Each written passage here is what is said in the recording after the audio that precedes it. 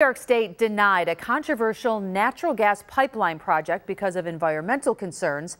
Environmentalists, not only in western New York, but also in northern Pennsylvania, cheered. And activists there have had their eyes on the gas drilling company that would supply the Northern Access Pipeline if it were ever built.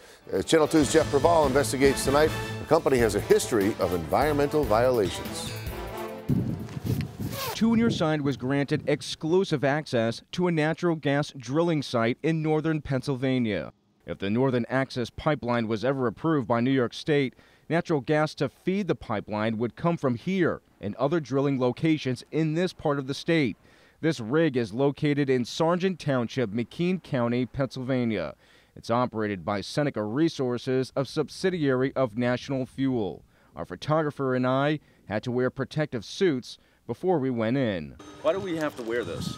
I mean, it's just part of the safety protocol because you are working in an area where there's live gas. So in the event that we would have a gas emergency where there might be a flash, this will help protect us from, being burned. There's bumpy, rocky terrain to get to the site. What you're looking at is drilling mud, a combination of rock, sand, and dirt that comes up as a result of natural gas drilling. Seneca Resources is drilling this well to get to the natural gas. The company expects to be able to actually extract the gas in August.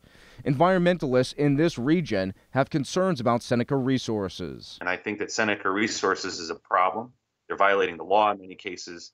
And that's really the issue that we've had with all the drillers, that they're cutting corners. We do follow the rules. But we looked at Seneca Resources' inspection record from the Pennsylvania Department of Environmental Protection. Here's what we found over a 10-year period. More than 600 violations of the state's Oil and Gas Act and Clean Streams Law. Infractions such as drilling with an expired permit and pollution materials discharged into waterways.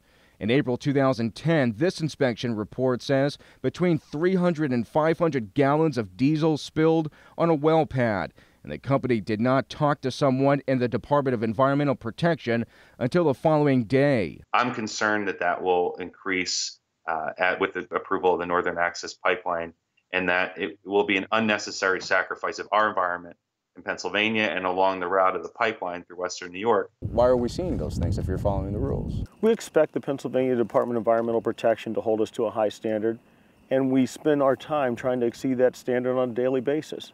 We also understand that we're involved in an industrial process, and on occasion there are incidents that take place. On that diesel spill, Seneca Resources blames the incident on a contractor and says there were no impacts to groundwater. Seneca Resources points out that it's been inspected more than 6,600 times over that 10-year span.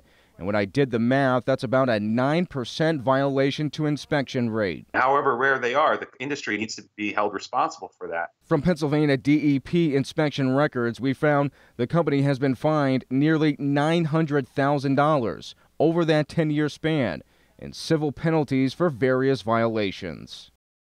Now, despite all that, Seneca Resources and National Fuel both maintain that they use best practices. But as you saw from the inspection records, environmentalists are not convinced that this is the case.